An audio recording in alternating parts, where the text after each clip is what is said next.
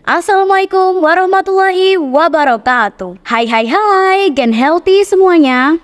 Kenalin nih, namaku Fatmatul Husnia. Biasanya dipanggil Fatul.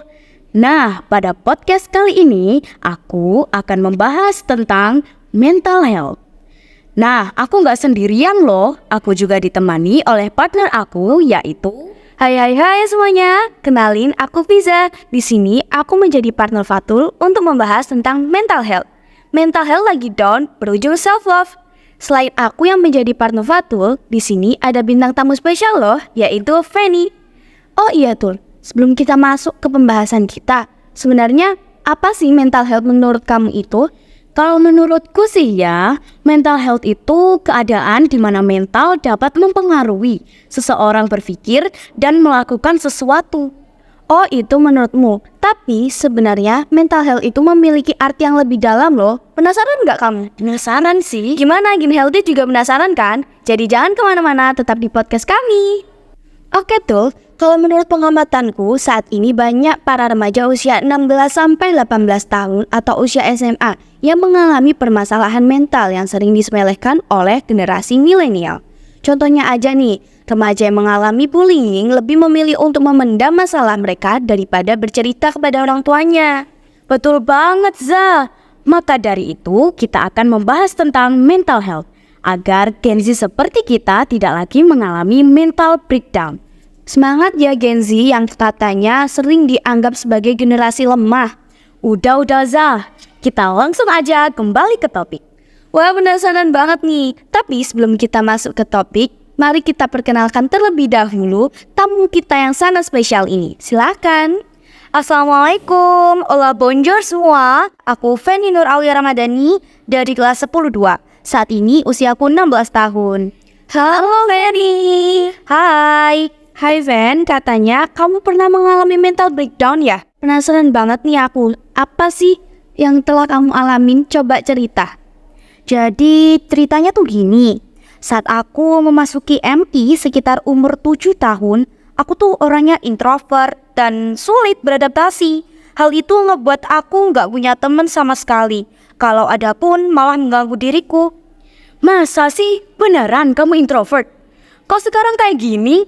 Extrovert banget malah. Iya serius Tul, real. Aku kayak interest banget sama pernyataan kamu yang merasa terganggu sama teman-teman FI kamu dulu loh. Wah kalau diinget itu sedih sih. Dulu teman-teman aku pernah mainin tas aku, padahal aku tuh gak akrab sama dia. Terus nyuruh-nyuruh temennya buat gak berteman sama aku. Aku pernah bolos sekolah sebulan sampai wali kelasku tuh datang ke rumah, memaksa aku buat sekolah lagi. Terus respon ortumu gimana ngelihat anaknya sebulan gak masuk sekolah? Ya pasti yang dirasain tuh kaget, sedih, kecewa, campur aduk deh rasanya. Tapi orang tuamu pasti bujuk kamu kan buat masuk sekolah lagi. Gak mungkin diem aja dong lihat anaknya bolos. Nah, lucunya tuh di sini. Orang tua aku tuh bujuk aku dengan ngasih uang 50.000 seharinya sebagai uang saku supaya aku tuh mau sekolah lagi. Terus gimana cerita kamu ketika bisa gak bolos lagi? Kayak sudah mau masuk lagi sekolah. Ceritanya cukup panjang.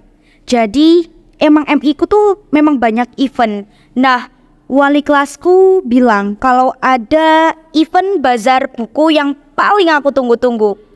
Masuklah aku ke sekolah. Jadi aku tuh bela-belain masuk setelah bolos setelah sekian lama. Dan aku tuh masuknya telat di gerbang. Nah saat jam istirahat aku tiba-tiba diajak nih sama wali kelasku ke ruang konseling BK. Ternyata di sana tuh cukup ramai ya. Karena beberapa orang yang awalnya aku nggak tahu kalau ternyata mereka psikolog. Kaget gak? Nah aku tuh diarahkan tahu menuju ke salah satu psikolognya. Dia memberikan beberapa pertanyaan seperti kamu ada problem kah? Kalau ada itu sama siapa sih? Terus kamu tuh punya berapa teman? Kamu tuh orangnya gimana? Nah anehnya karena aku nggak tahu mereka psikolog, aku jawabnya setengah sadar. Lucunya ternyata aku tuh terhipnotis. Sehingga aku jawabnya lancar pada saat itu. Nah saat aku sadar, aku ternyata tuh nangis di pelukannya psikolog. Akhirnya aku tuh lega karena unek-unek yang ada pada diriku tuh tersampaikan semua ke psikolognya sampai aku tuh nangis. Lega banget deh rasanya waktu itu. Ih, miris banget ya Gen Healthy. Wah, jangan-jangan. Terus gini tuh Za, aku tuh dimotivasi, diajarin agar aku tuh bisa beradaptasi, punya temen, gak bolos lagi. Dan dari situ aku mengenal mental health. Dan ternyata psikolognya bilang aku mengidap mental breakdown. Oh gitu ya. Terus gimana nih dari kamu yang dulu introvert banget, terus sekarang bisa menjadi ekstrovert dan sangat percaya diri? Mungkin ya, ternyata motivasi psikolog waktu itu cukup membekas di lubuk hati aku. Aku jadinya inget terus, yaitu kalimat jangan ngerasa sendiri dan tersakiti. Semenjak itu aku ngerasa aku harus lebih mengenal diriku sendiri. Itu kayak gimana, aku harus percaya sama diriku sendiri, sehingga ngebuat aku tuh ngerasa aku berharga dan aku harus ningkatin value-ku.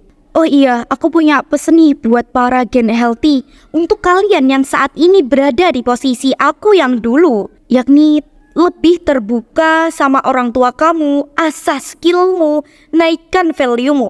Pasti kamu bisa berubah menjadi dirimu sendiri dan menjadi self-love. Wah, amazing banget fan cerita kamu. Pasti banyak Gen Healthy yang termotivasi oleh ceritamu. Jadi, buat Gen Healthy yang ingin seperti Fanny, harus berani keluar dari zona mental breakdown sehingga kamu bisa self-love. Seru banget ya obrolan kita kali ini. Tak terasa sudah lama banget kita mengobrol. Sampai di sini dulu ya Gen Healthy. Kami pamit undur diri. Assalamualaikum warahmatullahi wabarakatuh. Bye.